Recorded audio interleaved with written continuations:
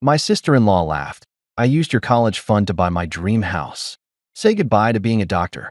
She had no idea I already moved the $800,000. When her purchase fell through, I exposed her darkest secret. Hey Reddit.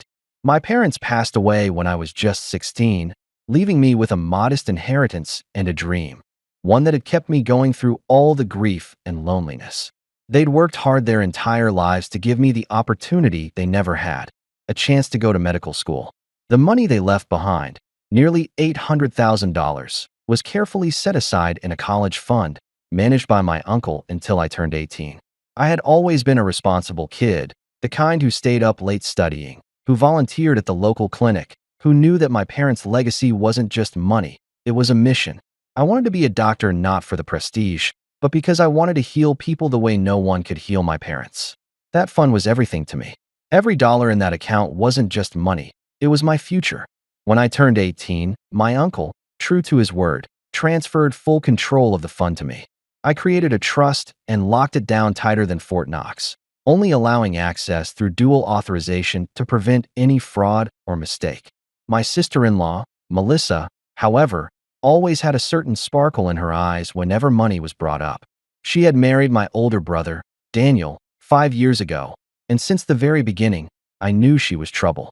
She came from money, but her family had gone bankrupt during her teenage years, and from that moment on, she seemed to believe the world owed her compensation for every discomfort she'd ever faced. Melissa was the kind of person who wore labels like armor, curated her Instagram feed like a Hollywood PR manager, and bragged about how she was born for luxury.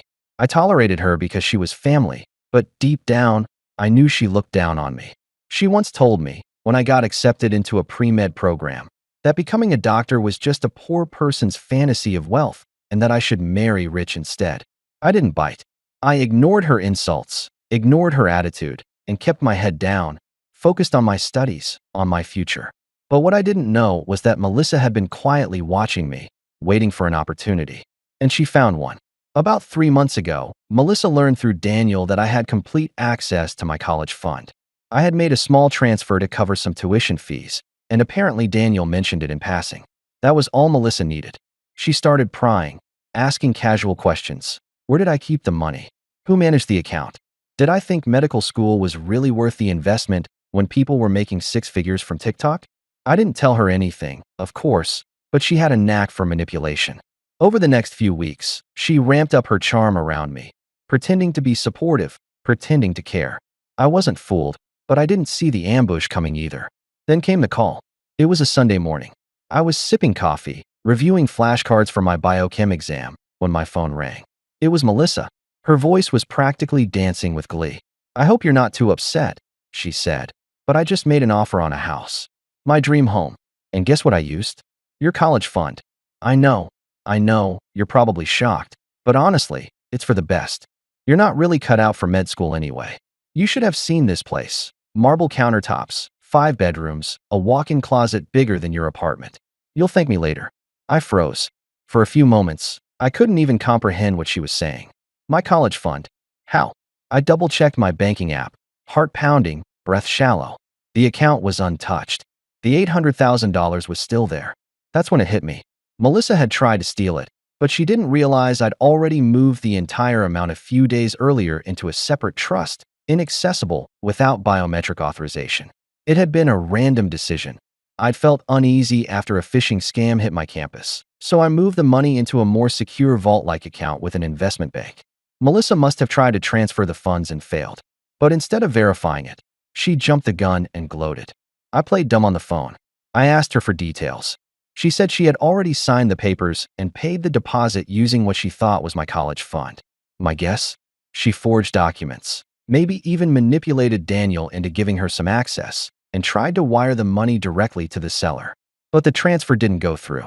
And now, there was a mess. I ended the call without saying much, letting her swim in her delusion while I got to work.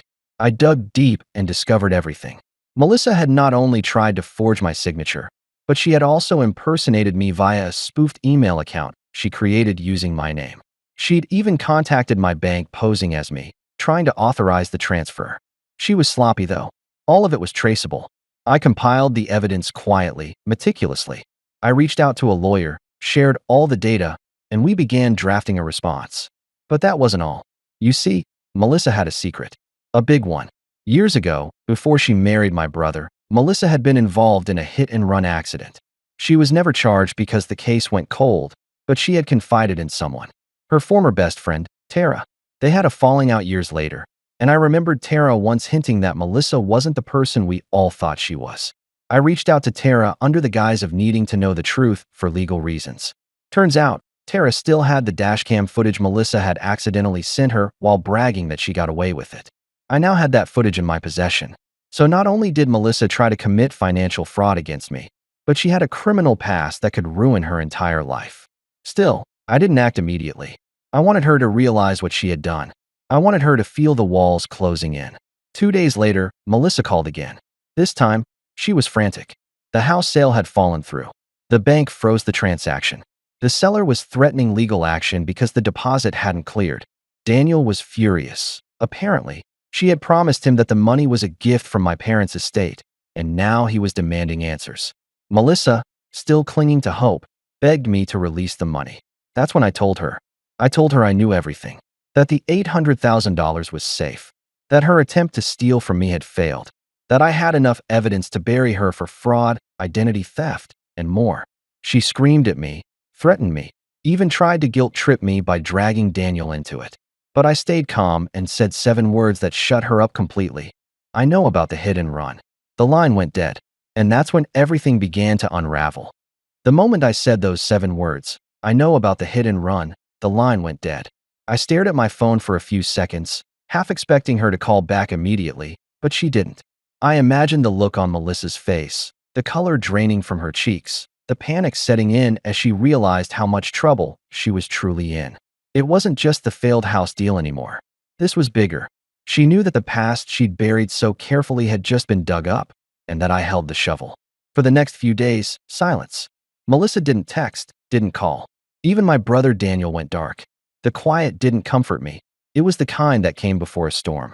I wasn't just waiting for retaliation. I was preparing for it. My lawyer had already started the process of pressing charges. We filed an official complaint with the bank's fraud department, submitted the email and voice recordings she'd left behind, and shared the dashcam footage with the authorities. It was all in motion now. I wasn't bluffing. But the next blow didn't come from Melissa. It came from Daniel. He showed up at my apartment unannounced. I opened the door to find him standing there, looking like a ghost.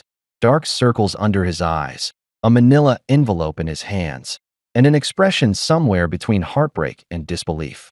He didn't say a word at first, just walked in, sat down at my kitchen table, and placed the envelope in front of me. Inside were copies of every fraudulent document Melissa had used. The fake authorization forms, the forged emails, even a draft of a letter she had planned to send to my college, pretending I'd dropped out and wanted the refund issued directly to her. Daniel had found everything. He'd gone through her computer after the house deal collapsed, and the seller threatened legal action. What he discovered shattered his trust, his marriage, and his faith in her. But the worst part, he admitted, was that he had believed her. When she first told him the money was rightfully hers, that my parents had left it as a shared family fund for all of us. He didn't question it. He never checked the will, never thought she would lie, and that guilt was eating him alive. He asked me not to destroy her, not for her sake, but for their kids. My niece and nephew were only 7 and 5, too young to understand what was happening, too innocent to suffer because of their mother's greed. He begged me to find another way, maybe civil charges, maybe some kind of settlement, anything short of prison. I told him I'd think about it. But deep down, I already knew what I was going to do. This wasn't just about money. Melissa had tried to ruin my life. She had mocked my dreams, tried to steal my future, and laughed while doing it. If the roles had been reversed, she wouldn't have hesitated to destroy me. And more than that, she needed to be stopped. Because if she got away with this, she'd just move on to her next victim, confident she could manipulate and charm her way out of anything. Still, I didn't want to ruin the kids' lives. They were innocent. So I did something unexpected. I met with Melissa face to face. She didn't look like the woman I once knew. Her perfect makeup was gone, replaced with a pale, anxious face. Her hair was tied up in a messy bun, dark circles under her eyes, and her hands trembled slightly as we sat across from each other in a quiet corner of a public cafe. I wanted witnesses in case she pulled something. She tried to speak first, but I held up a hand and said I'd do the talking. I laid it out clearly. I had all the evidence. The fraudulent attempts to steal my college fund, the spoofed emails, the forged documents, and the footage of the hit and run. I told her I had already filed a report, that the DA had been made aware, but I hadn't pushed the gas pedal yet. Then I gave her a choice. Option 1. I go public. I pursue all charges to the full extent of the law. That meant jail time, a criminal record, and losing custody of her kids. Everything she had built, every facade she'd maintained, would crumble. Her name would be in headlines, her face in the news, and her past exposed forever. Option 2. She signs over full custody of the kids to Daniel, files for divorce immediately, and leaves quietly with a sealed agreement never to contact me or my family again. In return, I would drop the hit-and-run tip, unless another victim came forward on their own. I wouldn't pursue criminal fraud charges for the college fund, but she would have to repay Daniel every cent of the money she'd drained from their joint accounts chasing her dream house. And she would also write a letter of confession for my records, in case she ever stepped out of line again. She stared at me, stunned, for a full minute. Then she cried. Not loud, dramatic sobs, quiet, bitter tears that trickled down her cheeks while she nodded. She knew she was trapped. She had underestimated me. She thought I was just some shy, nerdy med student with no spine. She had no idea what I had become. Within 2 weeks, the divorce was filed. Daniel got full custody. Melissa signed everything. The house deal collapsed entirely, and she moved back to her parents' tiny apartment 2 states away, her reputation in shambles. I never saw her again. Never heard from her. It was like she disappeared. Daniel apologized every day for months. I forgave him. Eventually. He had been blinded, yes, but he wasn't malicious. He was another one of Melissa's victims. And he proved his loyalty by standing by me through everything that followed. As for me, I kept my college fund. Every penny of it.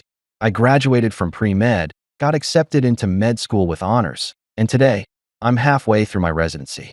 The dream my parents had for me, I'm living it. And every time I step into a hospital room, I remember how close I came to losing it all because of one woman's greed. But she lost more. Not because I ruined her, because she ruined herself. And I made sure she never got the chance to do it again.